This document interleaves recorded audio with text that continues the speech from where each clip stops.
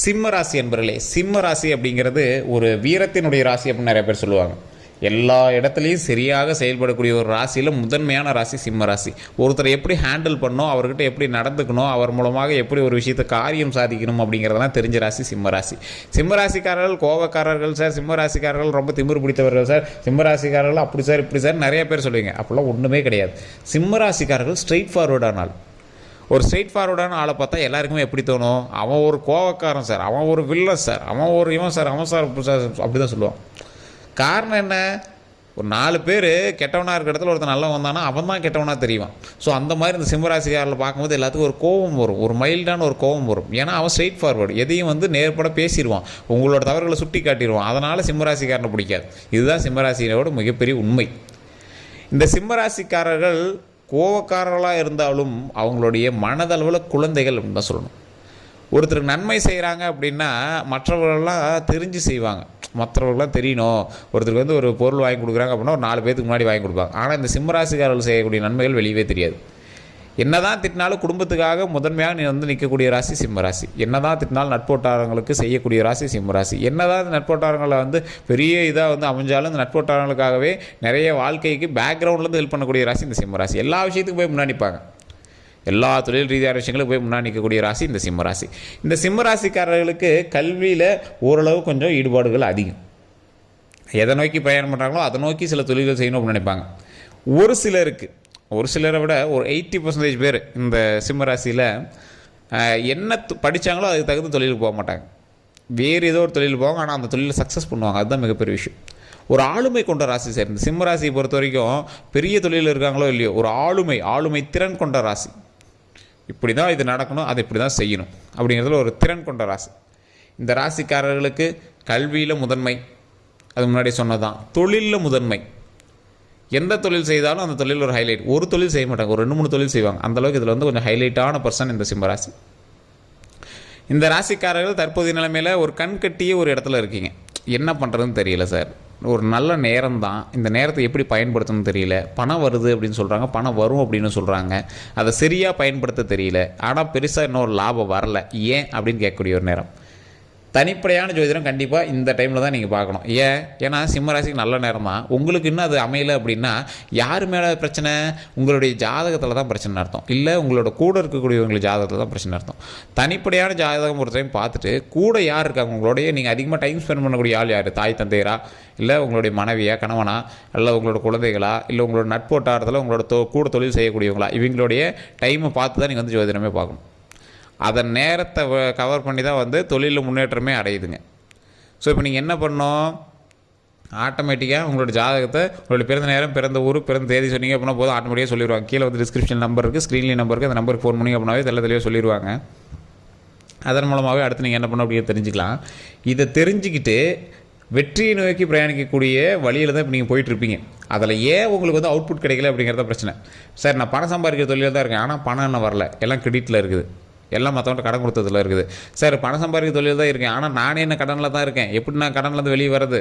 எனக்கு லாபம் வேணும், பணம் வரவு வேணும், பிரச்சனைகள்லாம் சால்வ் பண்ணுற அளவுக்கு நிறைய வருமானம் வேணும், எந்த பிரச்சனையும் வராத அளவுக்கு நான் வருமானத்தை வச்சு சரி பண்ணிக்கணும். அந்த மாதிரி இருக்கக்கூடிய நபர்களுக்கு இனி வரக்கூடிய காலங்கள் பொற்காலம் சார், பொற்காலம். ஒன்றும் பிரச்சனை கிடையாது, கொஞ்சம் பொறுமையாக ஹேண்டில் பண்ண, அவ்வளோதான். ஏன்னா இப்போ உங்களுக்கு நல்ல நேரங்கிறது உங்களுக்கே தெரியுது. 9 வருஷத்துக்கு சுக்கிரனுடைய ஆதிக்கம் அதிகமாக இருக்கக்கூடிய ஒரு காலகட்டம். கிட்டத்தட்ட 9 வருஷத்துக்கு இன்னும் சுக்கிரனுடைய ஆதிக்கம் அதிகமாக இருக்கக்கூடிய காலகட்டம். 2027 உங்களுக்கு நல்ல பீக்கில் இருக்கும் சுக்கிரன். அப்பையிலேருந்து அப்படியே கொஞ்சம் கொஞ்சமாக அப்படியே கொஞ்சம் நல்ல ஒரு லாபம் தரக்கூடிய காலகட்டம். அந்த நேரத்தில் நீங்கள் என்ன பண்ணணும், கல்வி ரீதியாக, தொழில் ரீதியாக, பண ரீதியாக எல்லா விஷயத்துலேயும் ஹைலைட்டாக ஏறும். இப்போலேருந்தே உங்களுக்கு பரவாயில்லையாக தான் இருக்கும். இன்னும் 2 வருஷத்தில் இன்னும் கொஞ்சம் ஹைலைட்டாக இருக்கும். அப்போ நீங்கள் என்ன பண்ணணும், பொறுமையாக எந்த ஒரு விஷயத்தை பண்ணாலும் பண்ணணும், கொஞ்சம் யோசித்து செயல்படணும். சார் நல்ல நேரத்தில் என்ன சார் யோசிக்கிறது, பூந்து விளையாடுறதுக்கு பாரு அப்படிங்கிற மாதிரி இது பண்ணிங்கன்னா கொஞ்சம் பொறுமையாக தான் ஹேண்டில் பண்ணி ஆகணும். இந்த இடத்துல உங்களுக்கு அவசரம் தேவையில்லை. இந்த சிம்மராசிக்காரர்கள் தோல் சம்மந்தப்பட்ட சின்ன சின்ன வியாதிகள் கொஞ்சம் கொஞ்சம் இருக்கத்தான் செய்யும். வெள்ளித்தட்டில் சாப்பிடக்கூடிய ஒரு நேரம் சுக்கிரன், வெள்ளித்தட்டில் சாப்பிடக்கூடிய ஒரு நேரம். வெள்ளி ஸ்பூன், வெள்ளித்தட்டு, வெள்ளி சம்மந்தப்பட்ட பொருட்கள், வெள்ளி அணிகலன்கள் இதெல்லாம் அணிஞ்சிட்ருக்கக்கூடிய ஒரு நேரம். வண்டி வாகனங்கள் நிறைய வாங்கக்கூடிய நேரம். உங்கள் பேரில் ஒரு கம்பெனியோ இல்லை நிறுவனமோ உங்கள் பேரில் ஏதோ ஒன்று தொடங்கக்கூடிய ஒரு நேரம். ஒரு 10-15 கிரயங்கள் நடக்கக்கூடிய ஒரு நேரம். மண்டபங்கள் கட்டக்கூடிய நேரம். வீடு கட்டக்கூடிய நேரம், கடை கட்டக்கூடிய நேரம், ஏதோ ஒரு பேர் உங்கள் பேர் வச்சு ஹைலைட் ஆகும். திரைத்துறையிலையோ கலைத்துறையிலையோ ஏதோ ஒரு விஷயத்தில் உங்களுடைய இன்ஸ்டாகிராமில் போகிற போஸ்ட்டாவது உங்களுக்கு ஹைலைட்டாக மின்னும். ஸோ அந்த மாதிரி நிறையா விஷயங்களில் உங்களை வந்து முதன்மையாக காட்டக்கூடிய ஒரு காலகட்டம். ஸோ இந்த ராசினருக்கு எல்லாமே வந்து ப்ளஸ்ஸாக தூக்கக்கூடிய ஒரு காலகட்டம். சுக்கிரன்னா என்ன, உங்களுக்கு லக்ஸுரி. சுக்கிரன்னா லக்ஸுரி, கலைத்துறையில் உங்களுக்கு முதன்மை. ஸோ இதுதான் சுக்கிரனுடைய ஒரு மிகப்பெரிய இது. கலைத்துறையில் நீங்கள் முன்னாடி வந்துடுவீங்க. கலைத்துறையில் முன்னாடி வந்து ஹைலைட் ஆனாவே, முகம் பிரதிபலித்தாவே என்ன ஆகுது, பணம் வருது. பணம் வந்துச்சு அப்படின்னா என்ன, ஆட்டோமேட்டிக்காக கரையெல்லாம் நிறைய வாங்குறீங்க, நிலங்களெல்லாம் வாங்குறீங்க, வண்டி வாகனங்கள் நிறைய வாங்குறீங்க. இந்த ராசிக்காரர்களுக்கு ஒரு 4-5 வண்டி வாகனங்கள் வாசலில் நிற்கும். 4-5 வண்டி வாகனங்கள் ரெகுலராக இங்கே வந்து வாங்கி வச்சுக்குவாங்க. அவங்க வாங்கி வைக்கிறாங்களோ இல்லையோ, அவங்களுடைய தொழில் சம்மந்தப்பட்ட மாதிரி 4-5 வண்டி வாகனங்கள் இருக்கும். சுக்கிரனோட ஆதிக்கம் எதில் அதிகமாக இருக்குன்னா வாகனங்கள் அதிகமாக இருக்கும். ஸோ இந்த வண்டி வாகனங்கள் சுத்தமாக வச்சுட்டிங்க அப்படின்னா அதில் இன்னும் வரும். அதாவது எப்படி சொல்கிறது, வண்டி வாகனங்களில் நீங்கள் சுத்தமாக வச்சுட்டிங்க அப்படின்னா பண வரவு இன்னும் அதிகமாகவே வரும். நீங்கள் நார்மலான ஒரு ராசிக்காரலாக இருக்கீங்க, இல்லை வேறு ராசிக்காரலாக இருக்கீங்க அப்படின்னாலும் சரி, வண்டி வாகனத்தை சுத்தமாக வச்சுட்டிங்க அப்படின்னா சுக்கிரனுடைய ஆதிக்கம் அதிகமாகும். சுக்கிரனுடைய ஆதிக்கம் அதிகமான என்ன, லக்ஸுரினஸ் அதிகமாகும். லக்ஸுரினஸ்னால் என்ன, பண வரவு அதிகரிக்கும். இன்னும் உங்களுக்கு வந்து லக்ஸுரி கொடுக்கும். ஸோ இது நிறைய பேருக்கு தெரியறதில்ல. அதே மாதிரி சுக்கிரன் வந்து உங்களுக்கு உச்சத்தில் இருக்குது அப்படின்னா, நீங்கள் ஜாதகம் பார்த்தீங்க அப்படின்னா ஆட்டோமேட்டிக்காக தெரிஞ்சிடும். சுக்கிரனுடைய தசாபுத்தி இப்போ உங்களுக்கு இருக்குது அப்படின்னா, நீங்கள் சாப்பிட்ற விஷயத்துலையோ இல்லை ஏதோ ஒரு விஷயத்தில் வெள்ளி பொருட்களை பயன்படுத்த ஆரம்பிங்க. அது இன்னும் உங்களுக்கு ஹைலைட்டாக தூக்கி கொடுக்கும், நல்ல ஒரு அவுட்புட் கொடுக்கும். சக்ஸஸை நோக்கி பிரயாணிப்பதற்கு, லக்ஸுரியை நோக்கி பிரயாணிக்கணும், இன்னும் லக்ஸுரியாக மாற்றும். ஒவ்வொருத்தர் சொல்லுவாங்களே, சேர்றவங்க கூட சேர்ந்தா தாண்டா அவங்க நல்லது நடக்க முடியுமாங்கல்ல. ஸோ உங்கள் கூட மற்றவங்க சேர்ந்தால் கூட எங்களுக்கு நல்லது நடக்கக்கூடிய ஒரு நேரம். உங்களோட பேர் நல்லா ஃபேமஸ் ஆயிருக்கு சார். இப்போ இந்த காலகட்டத்தில் உங்களோட பேர் ஃபேமஸ் ஆயிருக்கு. யாருனே தெரியாமல் ஒரு மூலையில் உட்காந்து உங்களுக்கு உங்களுடைய பேர் ஃபேமஸ் ஆயிருக்கு. ஒரு எக்ஸாம்பிளுக்கு ஒரு குழந்தை பிறந்திருக்கும், இந்த திசையில் இந்த தசாபத்தியில் ஒரு குழந்தை பிறந்திருக்கும். குழந்தை பிறந்தோடனே அதோட பேர் கொஞ்சம் ஹைலைட் ஆகிருக்கும். ஏதோ இந்த குழந்தை பேரில் ஏதோ ஒரு நிறுவனம் ஓப்பன் பண்ணியிருப்பீங்க, வண்டி வாங்கி விட்டுருப்பீங்க, ஏதோ ஒரு விஷயத்தில் அந்த குழந்தையோட பேரை வந்து இன்வால்வ் பண்ணியிருப்பீங்க. அது நல்ல மிகப்பெரிய ஹைலைட்டை தூக்கிட்டுருங்க. ஸோ அந்தளவுக்கு உங்களுக்கு வந்து நேரம்லாம் நல்ல நேரம் தான். உடல் ரீதியான விஷயத்தினோட சின்ன சின்ன கவன குறைவுகள்லாம் கொஞ்சம் எல்லாம் பார்த்துக்குவாங்க, அவ்வளோதான். மற்றபடி நேரம் நல்ல நேரம். ஸோ இந்த நேரத்தில் தான் நீங்கள் வந்து கண்டிப்பாக ஜோதிடம் பார்க்கணும். சார் நல்ல நேரமாக இருக்குது, ஆனால் நீங்கள் சொன்ன விஷயங்கள்னு எனக்கு அமையலை அப்படின்னா கண்டிப்பாக ஜாதகத்தை பார்த்துட்டு அதுக்கு தகுந்தாற் போல் செயல்பட்டுட்டு ஒரு நல்ல ஒரு முதன்மையான ஒரு விஷயத்தை வந்து ட்ரை பண்ணுங்கள். என்ன விஷயம், கடவுள் வழிபாடு, குலதெய்வ வழிபாடு பண்ணிவிட்டு எந்த ஒரு விஷயத்துக்காக நீங்கள் வந்து இப்போ ஸ்டெப் எடுத்துகிட்டு இருக்கீங்களோ அந்த ஸ்டெப்பில் ஒரு சக்ஸஸை பெறணும் அப்படிங்கிறதுக்காக காலங்காத்தால் 6 மணிக்கு எந்திரிச்சு விநாயகர் வழிபாடு பண்ணுங்கள்.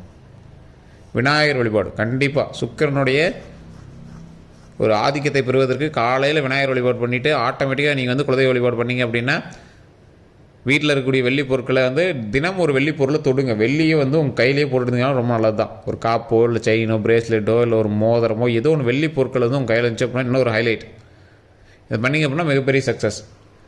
இதை விட இன்னொரு ப்ளஸ் என்ன அப்படின்னா, இப்போ உங்களுக்கு நல்ல ஒரு சக்ஸஸ்ஸு, ஒரு ஜாக்பாட்டும் அடிக்க போகுது. இந்த லக்ஸுரி டைமில் ஒரு ஜாக்பாட் அடிக்க போகுது. அந்த ஜாக்பாட் வந்து உங்களுக்கு அடிக்குதா இல்லையா அப்படின்னு தெரிஞ்சுக்கிறது கண்டிப்பாக ஜோதிடம் பார்க்கணும். கண்டிப்பாக ஒரு ஜோதிடம் பார்த்தே ஆகணும்.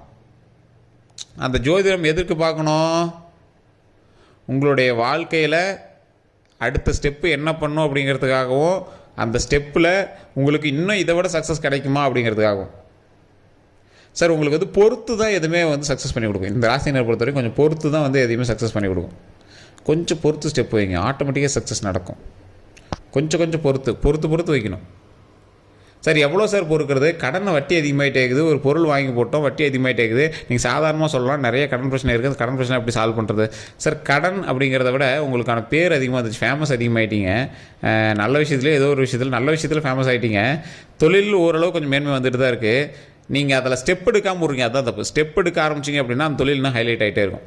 உங்களை வந்து எல்லோரும் என்ன நினச்சிருக்காங்கன்னா, சார் உங்கள் தொழில் நல்லா போயிட்டுருக்கு, உங்களுக்கு நல்லா பண்ணிகிட்ருக்கீங்க, மிகப்பெரிய சக்ஸஸ் ஆகிருக்கு. ஆனால் உங்களுடைய கஷ்டம் உங்களுக்கு தான் தெரியும், அது இல்லைன்னு சொல்ல கிடையாது.